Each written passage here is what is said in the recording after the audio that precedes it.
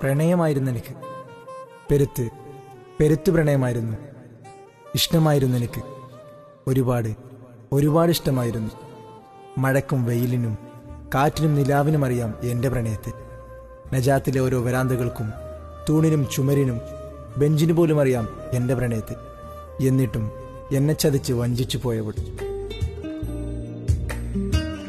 നിലാവുള്ള രാത്രിയിൽ ഉറങ്ങാതെ കിനാവ് കാണാൻ പഠിപ്പിച്ചവൾ. തഴുകിത്തലോടുന്ന തെന്നലിന് പോലും പ്രണയത്തിന്റെ സുഗന്ധമുണ്ടെന്ന് എന്നെ അറിയിച്ചവൾ. ഷാഹിന. എൻ്റെ ഉമ്മയെ കഴിഞ്ഞ് ഞാൻ കണ്ടതിൽ വെച്ച് ഏറ്റവും മൊഞ്ചുകൂടിയ മുഖം.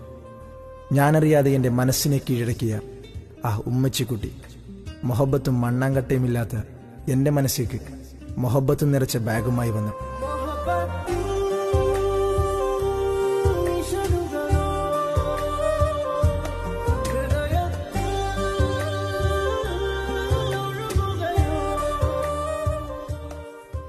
അന്നുറപ്പിച്ചതാ, ആരെന്ത് പറഞ്ഞാലും ആർക്കെന്ത് സംഭവിച്ചാലും ഓൾ എനിക്കുള്ളതാണെന്ന്. എന്നിട്ടും പാടുപെട്ടാണെങ്കിലും പേടിയോടെ ഞാനും പറഞ്ഞു നിന്നെ എനിക്ക് ഇഷ്ടമാണെന്ന്. അല്ലേലും മൊഞ്ചുത്തിരി കൂടുതലുള്ളവർക്ക് അഹങ്കാരത്തിനൊട്ടും കുറവുണ്ടാവില്ലല്ലോ. വൈകിയാണെങ്കിലും ഒരുപാട് കാത്തിരുന്നെങ്കിലും ഒടുക്കം അവൾ തന്ന മറുപടി അതായിരുന്നു പിന്നെ എൻ്റെ ഭാവി. അവൾക്കെന്നെ ഇഷ്ടമാണത്രേ. ഒരുമാതിരി വലിയൊരുനാളും ഓണവും ക്രിസ്മസും ഒപ്പം വന്ന പോലെ നിൽക്കാനും ഇരിക്കാനും കിടക്കാനും വയ്യാത്തൊരവസ്ഥ. സ്കൂളെന്ന് കേട്ടാൽ മടുപ്പായിരുന്നു എനിക്ക്. സ്കൂളിലേക്ക് പോകാൻ തിടുക്കം പിടിച്ച നാളുകൾ. നേരത്തെ പോയി തൂണുചാരി ഒത്തിരി കൊതി തീരാതെ സംസാരിച്ച നാളുകൾ. ആരെന്ത് പറഞ്ഞാലും ഓളെന്ത് പറഞ്ഞോ അതായിരുന്നു എൻ്റെ ലോകം. ആളൊഴിഞ്ഞ ക്ലാസ് റൂമും സ്കൂൾ മുറ്റത്തെ ആ പാലമരവും ആരോ ഞങ്ങൾക്കായി ഒരുക്കിയതുപോലെ, ദൈവം തന്ന ദൂതരെ പോലെ സന്തോഷത്തിലും സങ്കടത്തിലും ഞങ്ങളെ ഒന്നിക്കാൻ വന്ന ആ നല്ല രണ്ട് കൂട്ടുകാരികൾ. പരിഭവങ്ങളുടെയും പിണക്കങ്ങളുടെയും കാലം. ടെക്സ്റ്റ് മെസ്സേജ് കൊണ്ട് രാത്രിയെ പകലാക്കിയ ആ പ്രണയനാളുകൾ. ഒരു നോക്ക് കണ്ടില്ലേ, ഒരു വാക്ക് മിണ്ടിയില്ലേ. പൊട്ടിക്കരഞ്ഞിരുന്ന ആ തൊട്ടാവാടി പെണ്ണ്. ഓളൊന്ന് കാണാൻ വേണ്ടി ക്ലാസ് കഴിഞ്ഞ് പന്ത് കളിച്ച് കൈയൊടിഞ്ഞപ്പോൾ ചോറ് വാരിത്തന്ന ആ സുന്ദരി പെണ്ണ്. എന്നിട്ടും തന്ന വാക്കിൻ്റെ ഞാൻ കാത്തിരുന്ന നാളിൻ്റെ പൊരുളറിയാതെ പോയവൾ. അല്ലേലും ആത്മാർത്ഥ പ്രണയം തകർന്ന് മണ്ണായത് സ്വാഭാവികം. വില്ലനായി വന്നത് അധ്യാപകൻ, കിട്ടിയത് സസ്പെൻഷൻ. പിന്നീടുള്ള നാളുകൾ ഒരു നോക്ക് കാണാൻ, ഒന്ന് മിണ്ടാൻ, കൊതിപൂണ്ട് ഈറനണിഞ്ഞുറങ്ങിയ ആ രാവുകൾ.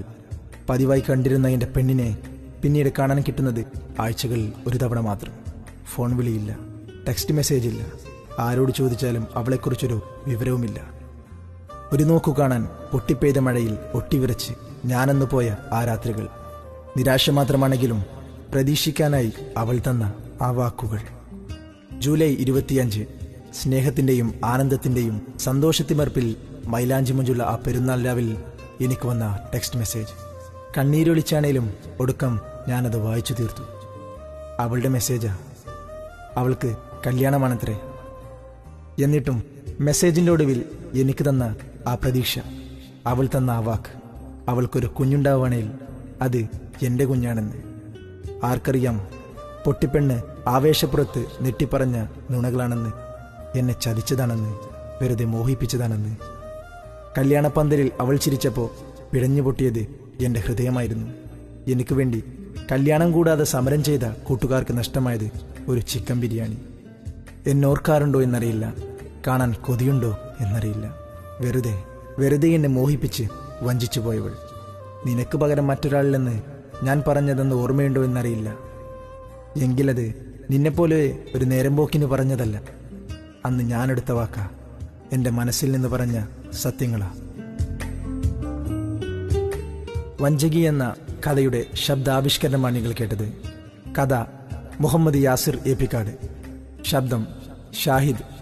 Four feedback 9745998626 and 9745111051.